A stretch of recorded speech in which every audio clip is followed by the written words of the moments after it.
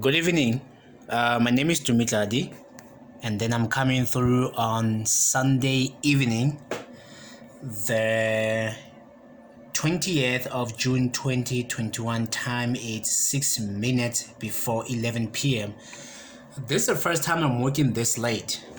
I must be inspired, because my day was very interesting, productive at the same time.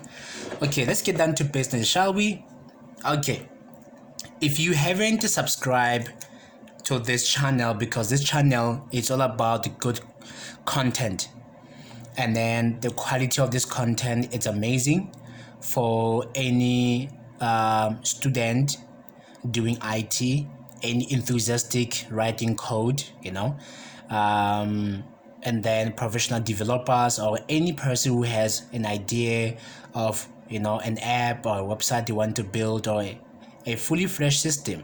So this content is exactly what you need. So please subscribe and then ring the notification bell for daily uploads, to be notified of daily uploads, and then that will be much appreciated. Okay, when it comes to playlist, because I did cover a series previously on Solution Explorer, where I covered all these projects and then what they are, what they do, and then what they are for, and then how in the context of identical dogs that the system came into life, Okay, so now I'm still busy with external services. So I first did hosting and I did Google Play, and now I want to focus on AppCenter. So let's get down to business.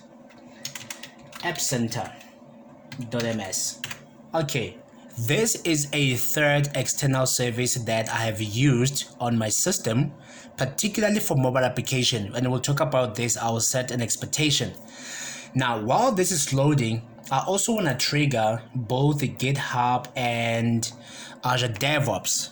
So there's a reason why. Okay, so please, the videos on this channel, they are marked video number 1, video number 2, video number 3, video number 4, and so forth. Please, for you to understand how I end up doing these external services, please watch these videos. They are numbered from number 1 all the way to number 15. So today it's gonna be video number 16. And then please tell your friends about the content on this channel. Okay, good. Like I said, I wanna trigger GitHub, and I also want to trigger Azure DevOps. I'm going to do 2-in-1 external services, specifically looking at Azure DevOps, but also I'm going to be doing a little bit of version control. So I do have a playlist for version control. This is going to be the first video. Okay, cool. Now, when it comes to this, I need you to pay attention. And then this guy, why do I need to sign in? I've already signed in. I'm also going to go to play.google.com/console. Okay, so all of these, they work together, and I'll explain how from Visual Studio to Google Play, because when I did the last video, which is number 15 on external service, which is Google Play, I did explain that I don't manually upload. Let me do this. I don't manually upload to this environment. I don't. Although you do have an option to upload the manual APK file. Then the question comes in: how do you generate APK file out of a Xamarin Form application? How do you do that? That's a very interesting question. How do you generate this APK file? Also, how do you generate the IPA? So I haven't generated any IPA for iOS, but I did generate APK file. I know how to generate APK file internally within Visual Studio, but that's tedious. So I'm going to introduce a little bit of a version control, and then please, you might want to take notes. Okay, so now we are focusing on another application, but I'm not going to do anything. But how do I make the changes, and then how do I use the version control system to push code into cloud, and then what happens there all the way to Google Play store? Okay, Cool. So let me also do something. Let me go to this website. Okay. Right. I provide a raw quality content. I don't do this before I record. I do this in live when I'm recording the video. So you're gonna bump into issues, you're gonna bump into things not making sense. It's okay. This is me still learning. This is me still perfecting. And please, mind you, I have a new system. After this, I'm gonna do some work on a new system. It's gonna have a mobile app, it's gonna have a web application and database. I'm gonna use the same services such as Google Play. I'm gonna use the same services such as GitHub and then Azure DevOps. That's exactly what I'm gonna do. So let me authenticate myself quickly. And then I need to get something from my phone. Okay, I set up a two-factor authentication. Okay, and then also I'm gonna need to use this service. So even if they're gonna be real-time issues, but I'm still learning, and I'm gonna perfect this for the next system I'm gonna build. So this wasn't needed. Oh, okay, cool. Right. So I do have GitHub. I do have Azure DevOps. Okay, let me go to the code. And then let me go to identical docs. That's what we're going to talk about. And I do have my portal for Google Play, and I do have where the actual app is at. Okay, then how does this guy play a role? Well, firstly, I mentioned in my previous video number 15 that I do not manually upload an APK file. I do not do that. I do not do that. Okay, everything is on CI/CD pipeline. And then this guy also introduced another CI/CD pipeline, yes, introduced another pipeline called CM, continuous monitoring. And there's a reason why I'm logged in this platform called Azure DevOps, but primarily I'm using GitHub. Okay, so we are saying I'm making some changes, and then there will be a time where I'll tell you when next video where I'm gonna do live changes here, because I identify some weird stuff, like I did not reuse some of the colors, and that's not how we're supposed to program. So I'm gonna be changing that. I'm also gonna be moving. Let's see if I can give you a sneak peek what I'm gonna be doing. So firstly, I'm gonna be rearranging. I'm gonna be moving the colors to be reused. Okay, and then secondly, I saw a bit of messiness in utilities, where I need to create a folder called Web API, and then to take this folder, this class, and this class in that folder. I also need to rename this guy to be Web API routes _ version 1. So I need to do some changes. These are imperative.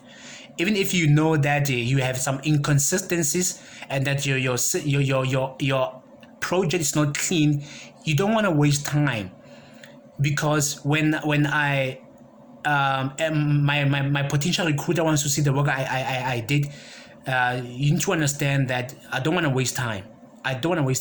And speaking of that, speaking of my potential recruiter, there's someone who reached out to me. I think this is gonna be perfect opportunity, because I did explain on video number, or the main video, like the overview, that I'm doing this thing for also my potential recruiter, because I'm expediting the process of being hired. These are my own systems I'm building, but I'm too good, and then I would like to be hired to work for a company or an employer, so they are also being targeted. So I'm not gonna get into my DMs. Well, my DMs are gonna pop up just now, but that's the only thing I'm gonna show. Okay, that I'm serious about what I'm doing. When I'm saying I'm learning from my own mistakes, I'm very serious. When I identify flaws and then having the attitude of wanting to fix them, it's because I'm serious. So if I go to my notifications, and then we'll see that where is it? This company, NPK recruitment, they viewed my profile a day ago, and then there are some chats in here. The last message that they're asking for my CV. So I'm not playing games here. And if you are a fellow recruiter, please just know that I'm very serious. I can do so much for your company. I can do so much for you as an employer.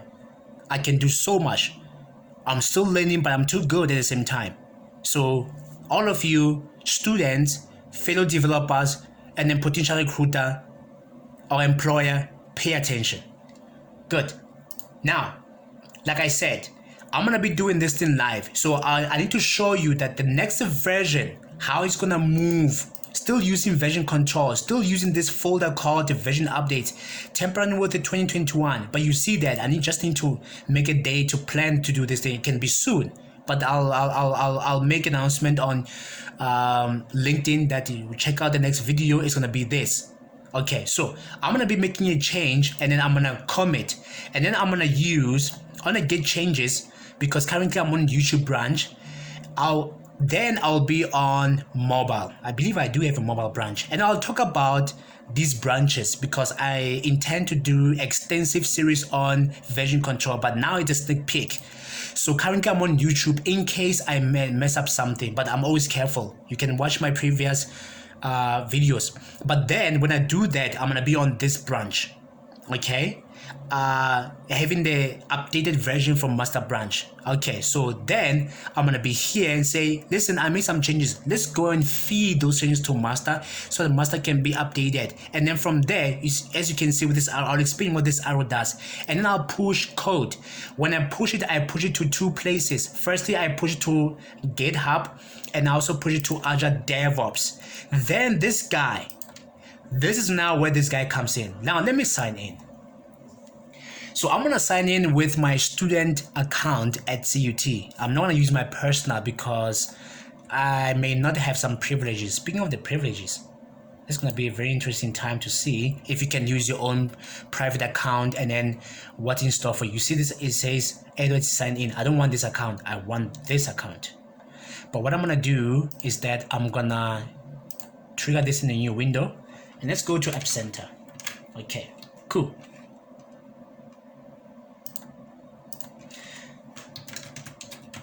Because this is one of the benefits of being a student at CUT. They're on Microsoft Azure, so I do have access to, certain benefits, if you will.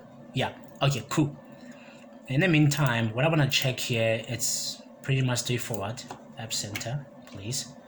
I want to see if I do have access to my projects using my personal account in case I leave CUT. Okay, cool. So now I'm authenticated. Video number 0 is a video where I show a little bit of our project that we did for third year IT, at CUT for Will. So we do have a project for it, iNotify and iNotify Android. Yeah, here I was playing testing, and this I think is the main thing. As you can see, it's using my account, and here I was doing some other private systems. I'm gonna add another one, but I'm hoping that I can use my personal account, not CUT's account. Okay, so let me check something. Personal.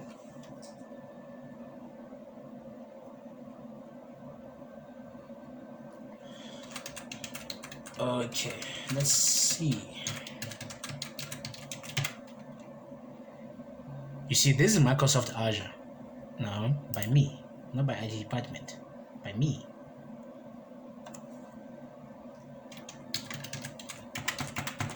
And I'm gonna suggest that if you're a student at CUT, please make use of the benefits and the packages that comes with, being a student at CUT. Oh no. Okay, now I need to approve.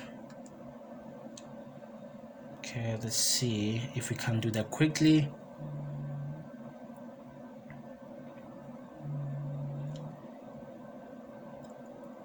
Approve. Cool, thank you.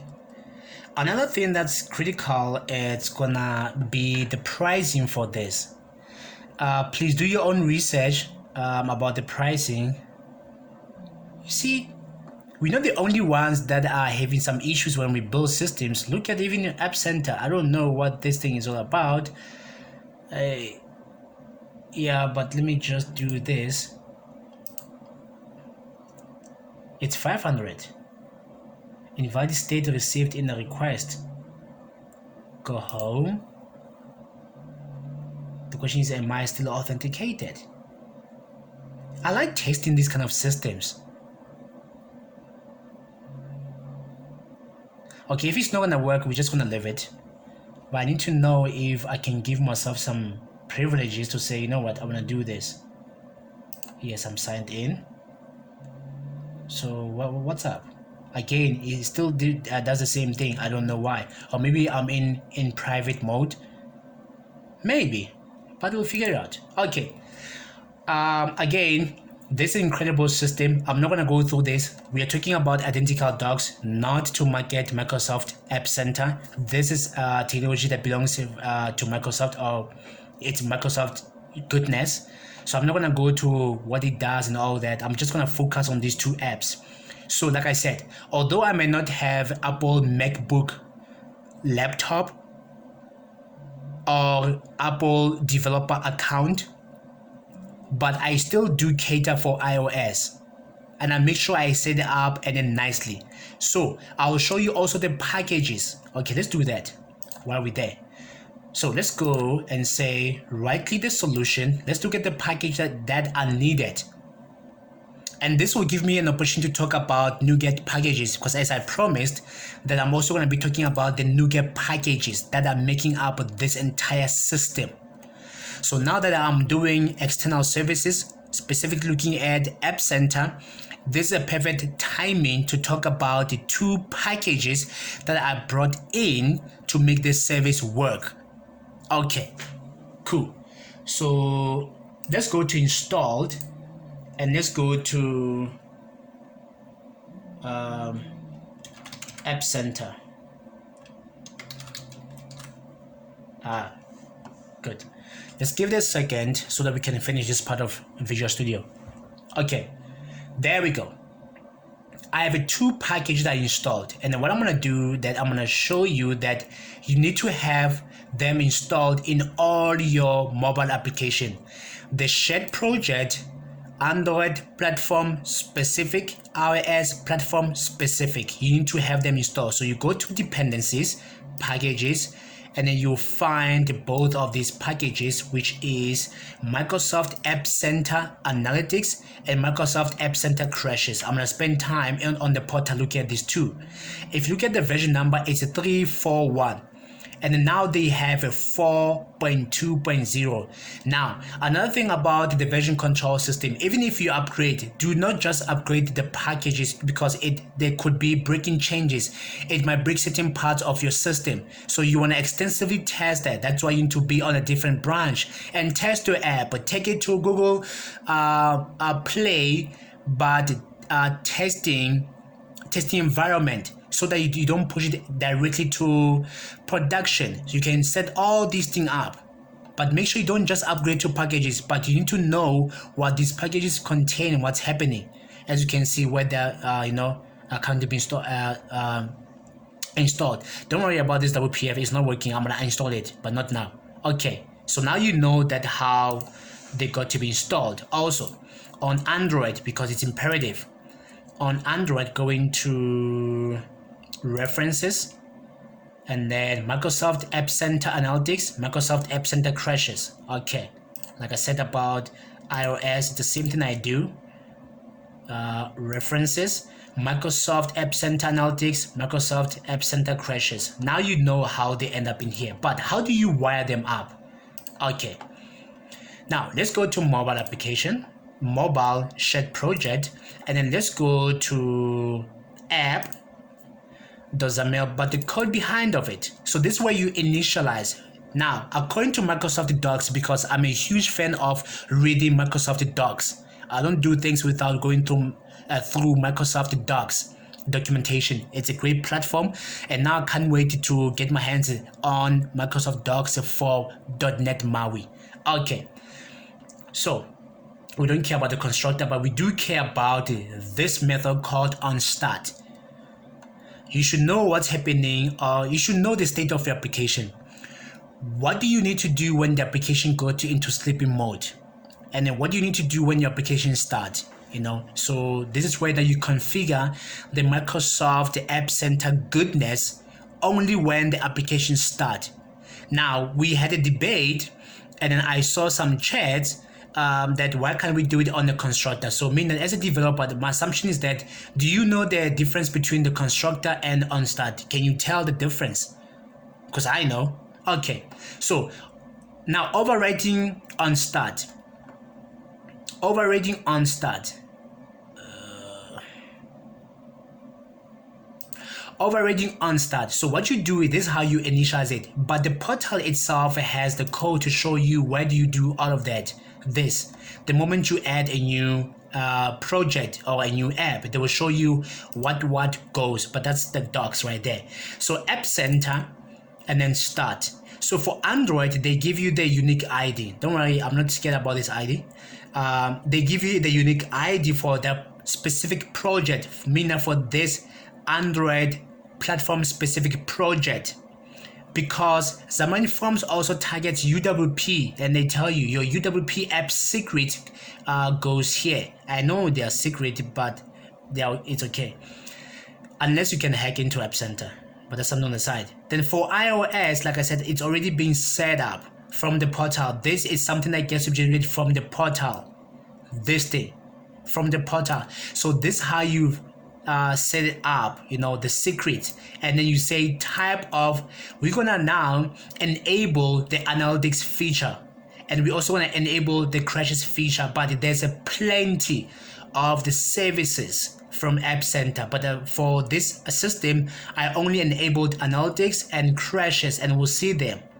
And then AppCenter analytics, then I have a method. Let's see what the method does. AppCenter analytics. So what do we do here? Let me come back to this, but no, it's relevant. No, it's relevant. Okay, so what I do, AppCenter analytics, because then I have enabled the feature. So what I do is this, I get the device model. So this device info, it is an API from Xamarin Essentials. I'm a fan of Xamarin Essentials. So it's able to get me the information about the device. So I'm saying, get me the model of the device, and let's put it there. And then also I'm saying, get me the manufacturer, and then put it there. And also I'm saying, get me the name, and then put it there. So this is for you to understand the analytics, but do your own research on Microsoft Docs for AppCenter. And then what I do, they have a method called a track event. Okay, so what it does, it tracks a custom event. So I did my own custom event to say this is gonna be device info, and now I'm using string interpolation. We don't want to use string concatenation. Okay, so I'm saying device info, get me the device model, the manufacturer, and the device name. Every time the app launches, I'll tell you why this is critical. This is it.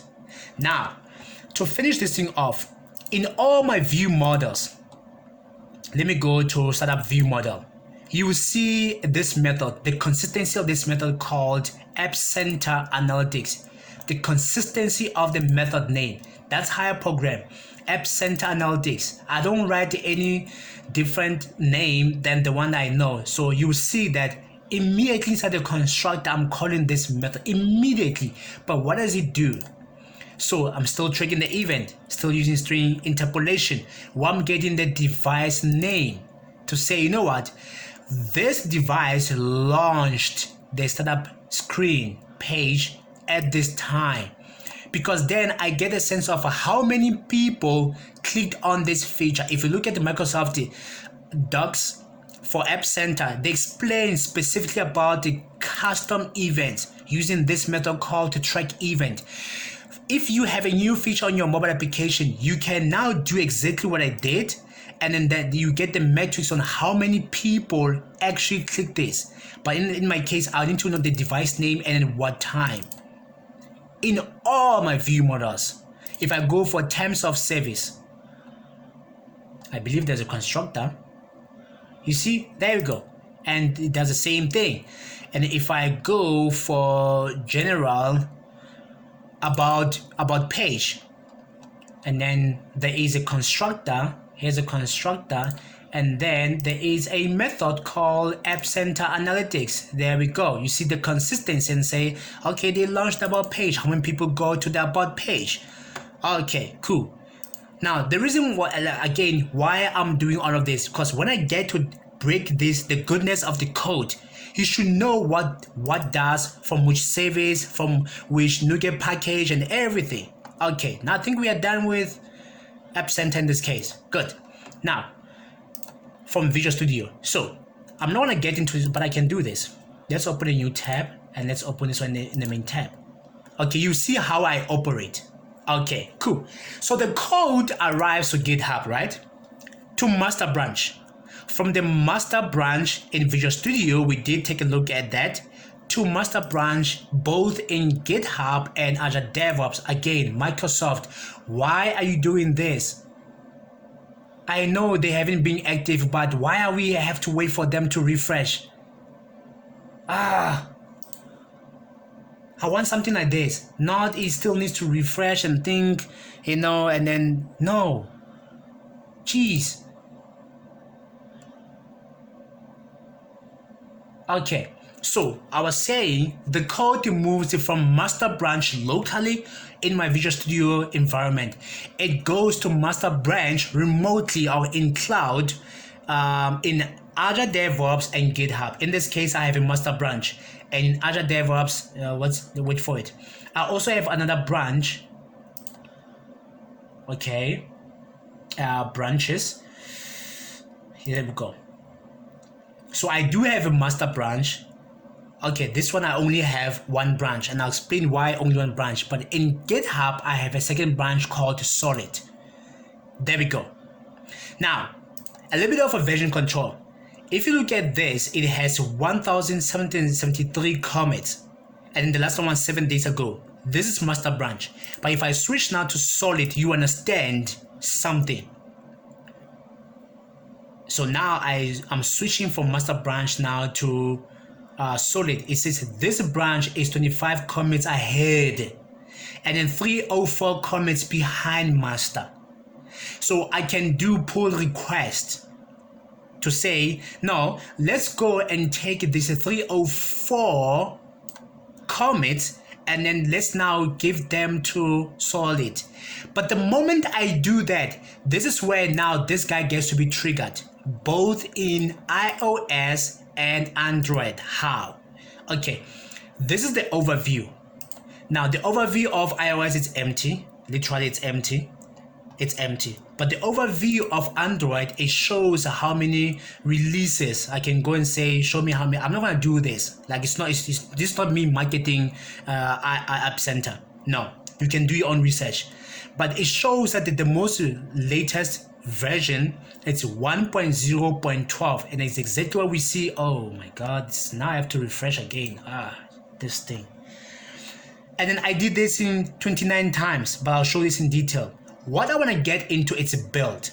So these are the features. They removed one critical called notification, I believe. Yes, but they still have the main ones, but they removed one critical one. Two actually. One of them was, yes, for notification when you get those notifications. Yes, we did that for Notify. So I'm going to go to build for both projects, iOS and Android, to explain that what happens when I take it, this 304 commits like behind master, and I'm saying sorry, you can have those three so that you guys can balance. Because look at it, 1,494, okay, cool. And the last time was January 13. That was the last time I released this guy, this app, as you can see, on the 13th of January. And that's exactly what this guy will tell you. Okay, I hope you are following along. Good. If for some reason you're still lost, please, on the comment below, use #request. I don't mind having to explain something specific, but I believe right now I'm doing something that's more like general for you to get the idea, and I'm covering most of the things. I hope so. So if I go and say view the app, you see the last updated on the 18th. Oh, there was 2 days ago when I did something. We did this thing 2 days ago. Okay, now I just want to see something, if there is something for me here or not. No, come on. Okay, but in the meantime, view release overview. Okay, so this is what I was saying, that the last time I tampered with this, I don't tamper with this branch. There's a reason why it's written solid, meaning that I have tested. I don't keep changes in Visual Studio because I want to be a productive developer.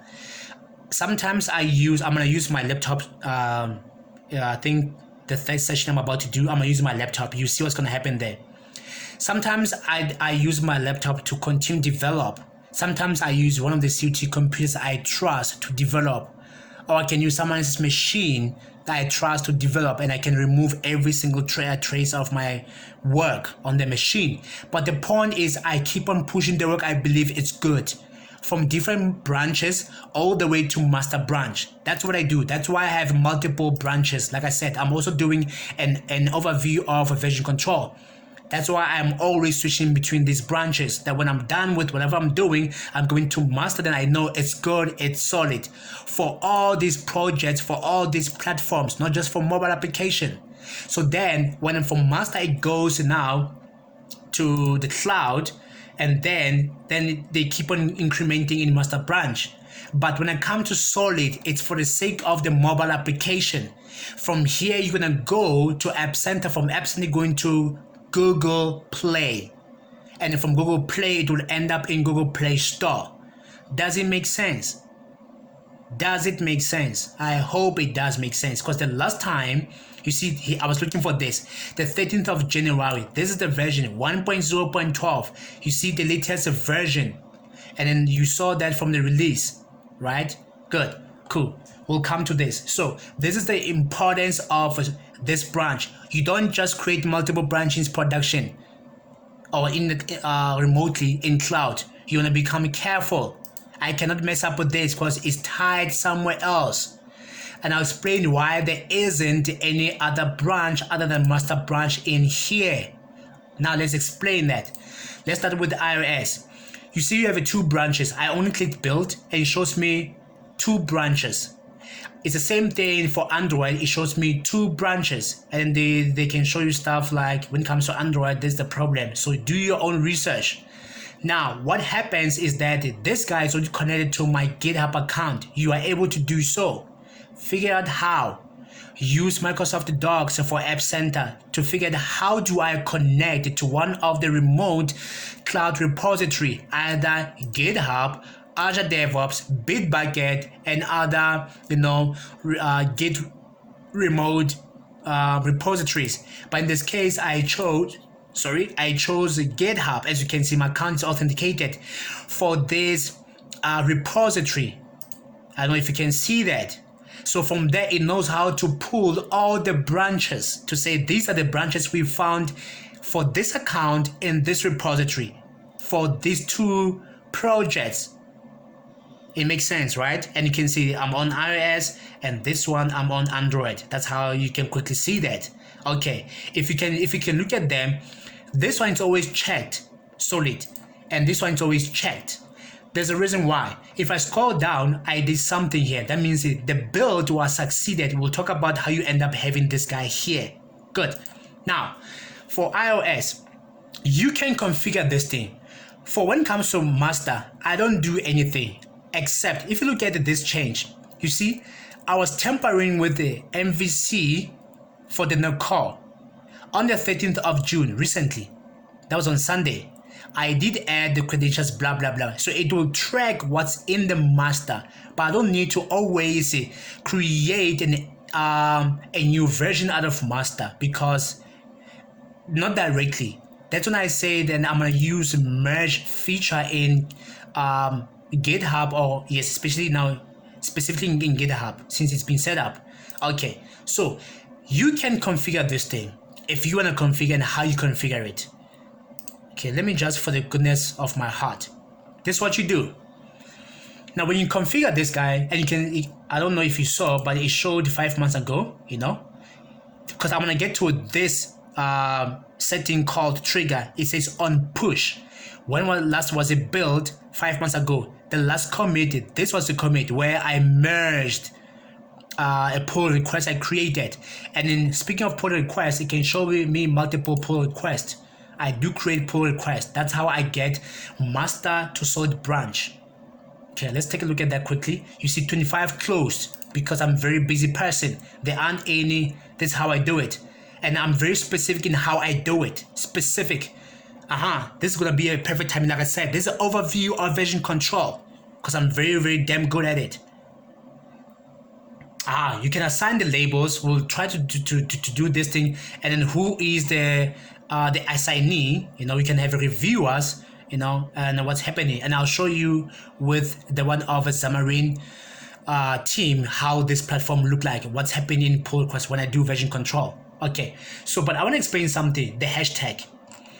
The last one is master branch to solid branch. That's how I rename a pull request. And I use, when did I do it? On the 13th of Jan 2021, and this is the first one. Why the first one? Because the build can fail. That means a developer is too lazy. They're in a hurry to create a commit, yet it has some issues. For example, you can't just delete and say, let me do, okay. You can't remove a NuGet package. In this case, if I remove this package of analytics, this guy is gonna break because being referenced using the using statement, it's gonna break. Here it is, it's gonna break. That means it won't build, but it will create a commit. And then if you're a lazy developer, it's gonna end up in the cloud. And then because I set up on trigger, if you look at this guy, I set up on trigger, it's gonna fail. So this is why I'm saying, okay, this one failed, this pull request failed. Let's do another one on the same day. That's if I'm very, very, you know, invested in this thing on the same day, because there was one that failed. There's the one on the 2nd of December. I tried the first one, it failed. And on the 2nd of December, I got it right because that's when I learned my lesson. Do not create a commit that has bugs or that has actually errors. Do not do that. Do not do that. Okay, this is CI and CD stuff, especially CI, continuous integration. Okay, so now you understand my pull request. Good. Right, let's go back. So 5 months ago. Now, on build, because I said go to this project. These are the project. Go to this project, this one. Inside, you find the Android, which is this one.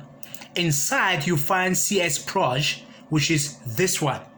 Look for this file. That's the build. Look for that file.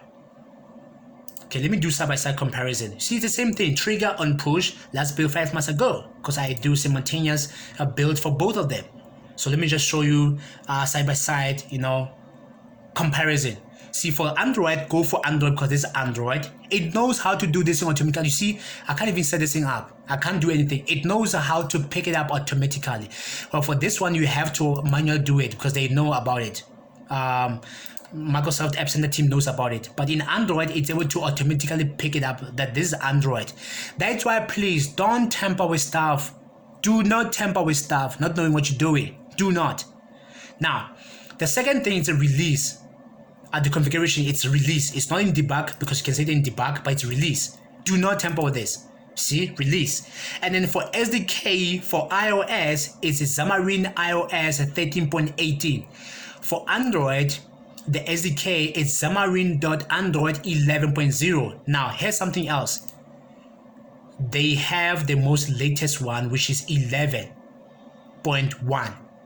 Currently, I'm using the old one, but now I should use the most latest one. You should know the consequence of doing this. You should become a developer that's not lazy. Like, not lazy. Okay. So, for iOS 13.18, they have the latest one, 14. because now we have iOS 14. See, now I'm behind. I need to upgrade my app to target the most recent version of iOS. So Xamarin Microsoft. Let me say this. The Xamarin Forms teams, now they're gonna be called Xamarin .NET team through Microsoft. They keep up to date with what's in Google through Android version and what's in Apple through iOS version. You should know that. That's why you can trust Xamarin. You can trust this platform or this framework. Good. Let's continue. Right. Xcode 12.0.1. That's the most latest one. Cool. Now we don't have Xcode this side. Okay. What we have? Build scripts. I don't have any build scripts, but you can have your own. Then comes in build type. Now for iOS, I can do simulator, but for the device, it would want me to set up the. I'll show you this in a second. But for okay, I don't have a script. Build frequency. There we go. Build this branch on every push. The push happens on pull request. When I merge the master branch to solid, then the solid branch gets to be updated. That means the push, and it will trigger in Android. It will trigger a build. That's when you know it will fail. Do not do manual because this is exhausting. But we'll do this in life. So in iOS, the same thing. Build frequency. Build this branch on every push. Now device type, you can do simulator. Build finish faster but cannot run on devices. You see that the difference. So but if you toggle this guy, they will ask you a lot of stuff, the things I don't have currently. When I choose this option, device build, it's gonna go on a physical device. They want me to provision profile to get the certificate. That's when I'm supposed to be having Apple developer account. So currently I don't have. That's why I'm using the simulator. Now you understand. Cool. What else? We're done with frequency, and then automatically increment the build number. It's very important. And in the build number format, it's a build ID, not timestamp, a build ID like 29, blah blah blah. The things that you get to see, this thing. And I love this browser. Fun enough. Okay, so the same thing with Android, that you're gonna automatically increment the version code. Okay. And this one is going to be used the build ID, not timestamp. Okay, cool. Environment variables, I don't have any for both projects. I don't have any. Now let's go to sign builds. Okay, I should do this because I'm not signing the builds. Okay, because I'm not doing the device. Okay, sign build. Builds must be signed to run on device. That's Apple for you. A complex and complicated company with a complex and complicated processes. For Android, I can sign my build, okay? And then I did have my own key store, and you generate this thing using Visual Studio. Yes, you're able to do so, okay? And then I have my own key store, and I also put it on my OneDrive so that I can use it anywhere, but it's already been configured, you know, my key store. Okay, now we're done. So for this one, I cannot do it here because I can't test on a real device. Simulator builds cannot be tested. I can't distribute the builds, you know, I can't do any of this because if it's not signed. Okay, I think you understand. And I'll come to that part, which is advanced. Okay, and then this one is different though. I can distribute, and I can distribute this into Play Store. You can see Play Store, and then release your app to groups or a store. Usually I used to do groups, but now since I have now Google Play developer account, I'm doing it via Play Store, and I chose which I'm not doing beta or alpha, but I'm doing production track, not testing track, production track. That's how it ends up in this guy in here. That's how it ends up in here. Makes sense, right? Good. Okay, that's Android. Okay, I set everything to know which account to go. It's a complicated thing, but I did it the right way.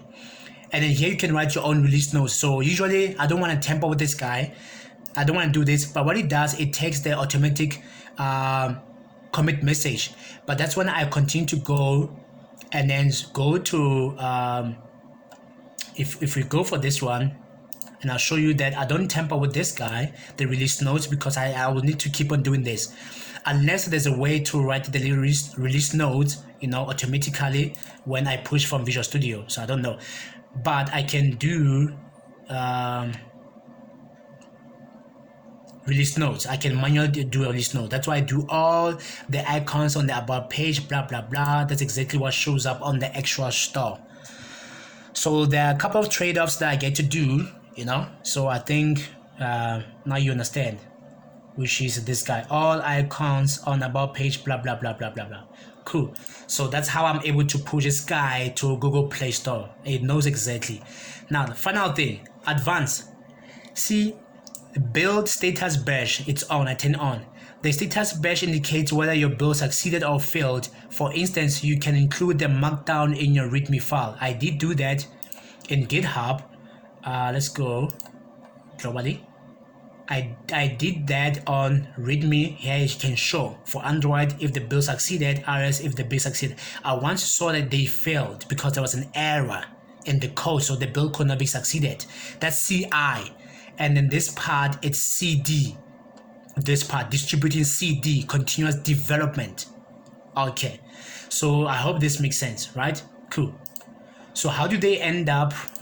We are done with both of them. I do the same thing. Okay. Now, obviously, for test, unfortunately for us, I can't do test runs. I can't do them because it's a simulator. Or do they show me some metrics?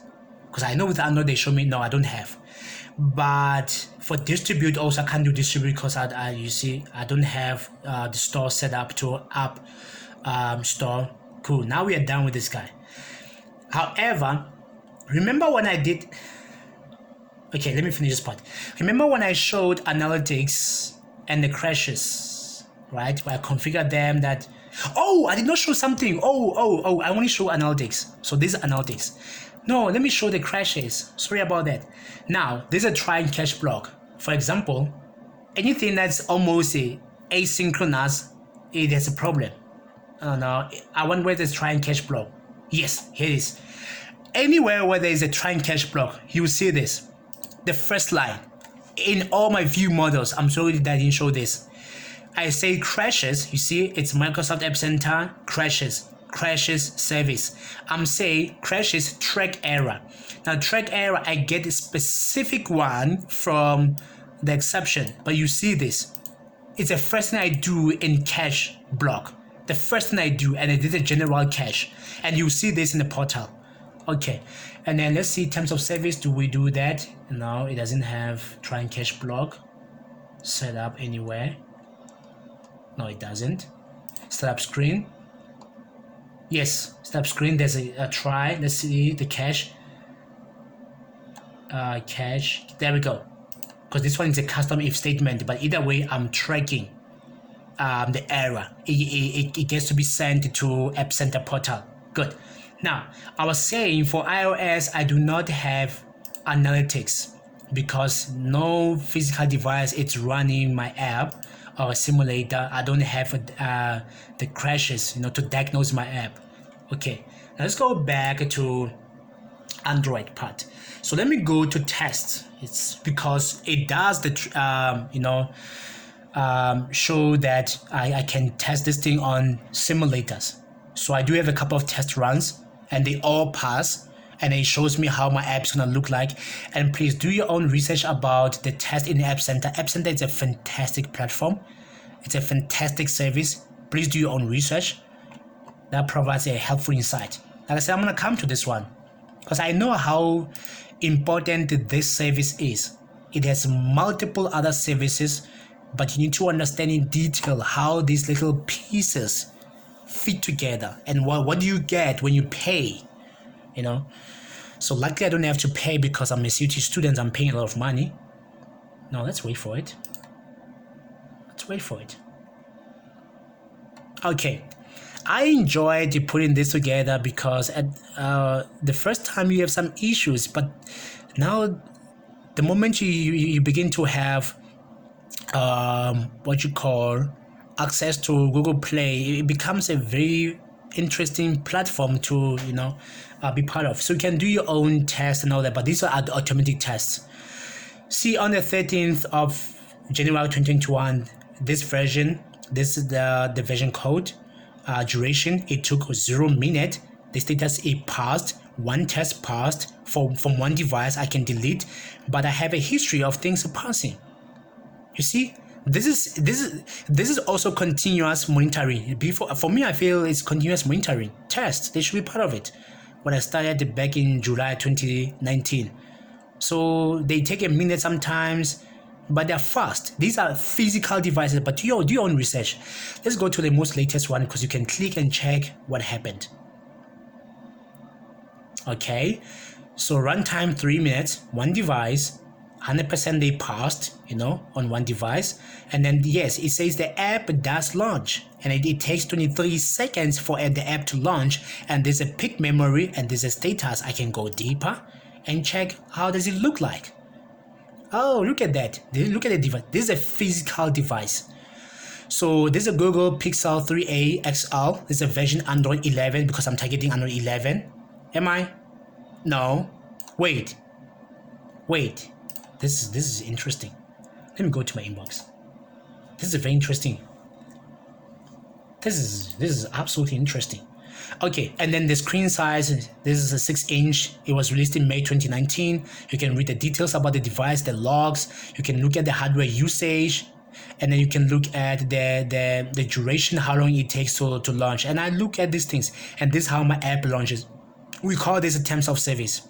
It's a first thing, but we'll do this in detail. Stay tuned for that. I just want to look at something because they told me here that starting August, new apps will be required to target API 30, which is Android 11. And currently I'm targeting Android 10, I know for sure. But how did it end up running in Android 11 version? But they're forcing me, but my app is compatible, but they're forcing me. This is interesting. So these are the packs of tests, distribute. So I can finish this part. So here you see the continuous delivery, CD. How I started before I went to store, I went to groups, everything. And then they will pass. All of them will pass. So we don't need to pull request anymore, but let's leave it there. Okay. I think there has to be an option where you see it's grayed out as opposed to this icon. That means it's inactive. This one is active. This one is inactive. I think there has to be a setting. I'll need to do a research. I don't like this. Oh. I'm almost done. But trust me, this is good stuff. This is good stuff. Let's start from the beginning. Number 1, July 19. One downloaded. What is this? Unique and total downloads, date, destination, version. So the release number 1. So I was going to collaborators. That's a version number, the very first one, because I didn't understand this versioning system. I didn't understand. I only became smart later on. I'm like, no, we need to increment this. That's when I started learning, like, oh, okay, this is how it works. So every time I would push it, I would download it, I would test it, because then you download from this portal, from this platform, and it was fantastic. So you can see that I was going to collaborators until I moved to production. And I've been to production. So the most recent one, this is the one. I can click for more information. So this one I don't have to download because I didn't download it via this platform. So you see the destination is stores production. And then the minimum here it is, and then it has its own and it's the size, and then the release notes. I told you it takes a default commit a message. You see, there we go. And then that was it. I can download manually. I distribute. It's going to the stores. You see, if it goes to groups of testers, it's APK only, but stores it's something else. So yes, I can do stuff like this. Cool. Now let's go to analytics. So I can finish. Now, see data coming in. So it will show who launches the app, when, who does what, and all that. Monthly, weekly, daily. Please pay attention to this to know how your app does, And then daily sessions, it will show you the sessions. It will show you the session duration. The people are spending like 0 to 10 seconds on it, or they're spending longer time. And then top device, this is my device, Galaxy A10s. This is me, and it show other devices, OS distribution, and then it will show the language, it will show the country, because this is very important because it's only allowed to operate in South Africa. However, because if you look at this, I can tamper with this guy to say last 30 days, but let's look at last 90 days for all the versions. I can filter to say version, but it's the most current one, stable one. Last 90 days, you can see the metrics in total, all the devices. Some of them I don't know them. Huawei P30, I don't use this. Huawei P30, Galaxy Tab, I don't use this. So it will show you, okay. And then Canada. Now, could not load PC refresh or adjust filters. The reason why Canada is because of those physical devices are in Canada. That's the physical location. It's like a data center for devices. And the adoption for the latest version, I keep on checking this because I can do side by side, so yeah. And then I can do the events. Okay, let me start with the log flow. So the log flow, you can test this thing live. If you do something to show someone click something now, you can do that in real time. The events are kind of like critical. Remember that analytics from the view model.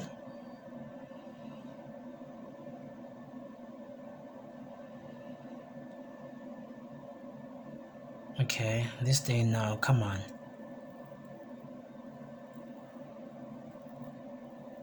I want to finish. Okay, in the meantime, while this is loading, let's go back to AppCenter, Azure DevOps. The reason why I didn't have it because I can only target one service. I don't know about multiple. But did you know that Azure DevOps has its own CI and CD pipeline? These are called pipelines. I can configure this. I can also use Azure DevOps to have my app to Google Play Store. Did you know that? Oh, wow. Okay, you see, this is me writing the code to say, let's go and get the device stuff. Yes, any of them can work. You see, track info, get me the device name, when was it launched, and what did they launch. All of that is in the portal. Device info, this is me, Samsung. The number of times, I can check the trend, the users, user change, per user, and then I can see other devices, I can see the devices, startup screen. It will keep on sending, but I need to know how frequent for each and every view model. I think now you get some sense on what's happening here. Okay, AppCenter. So those are the custom events. It's a very interesting feature that Microsoft put together. Very, very. Okay. Wait for it automatically. Now, I was saying this guy has its own CI and CD. I know this platform. It's just that I didn't set that before. Maybe I should do it so that I can, because like I said, I'm still learning. I can't rely only on GitHub. I'm gonna do this, but I'm also gonna point to Google Play Store, but in testing, not in production. Yeah, maybe I should do that because I'm gonna have a lot of free time. I should do that, set it up properly, and I'll come with a video later on.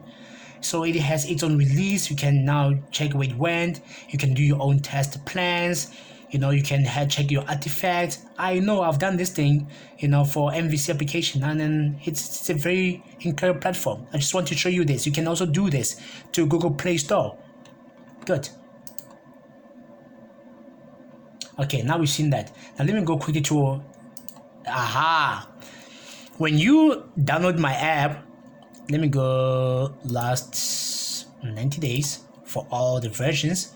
This one is amazing. When it comes to issues, there's a new one on the 4th of June. I'm the one that did this thing deliberately, by the way. You can see the actual crashes, but you can see the errors, and I love this because I fixed most of them. You see, I closed it 1 week ago. because it's a custom one, and I'll show this. Annotation, there's nothing, count 6 times that this happened. For 3 users for this version, the status is closed.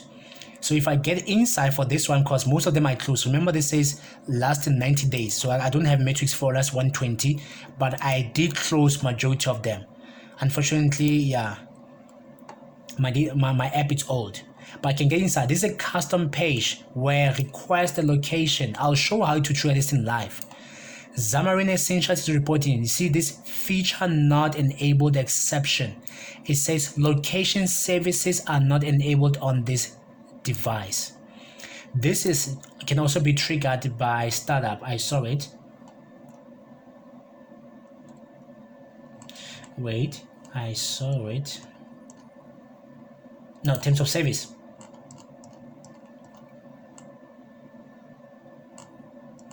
No, but I know who triggers this. Wait.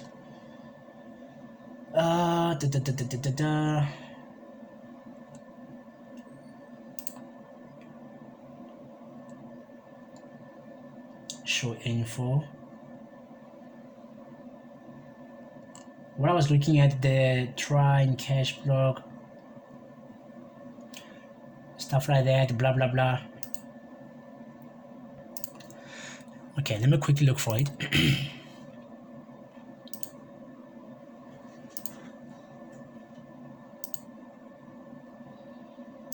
Store, because this is what the one that where you're gonna search. Okay, we don't have to do this. I should show that I'm a smart one. I'm a genius. Show info. That's why I love this IDE. Okay, this is what you request for. No, wait, I'm lying. Let me show you what this is. Sorry, this is not on the view model. This is on the actual view. So content pages is a code behind. We'll do this. Please subscribe and tell your friends that I have solutions. Okay, this way it gets to be triggered when the location, you see request location.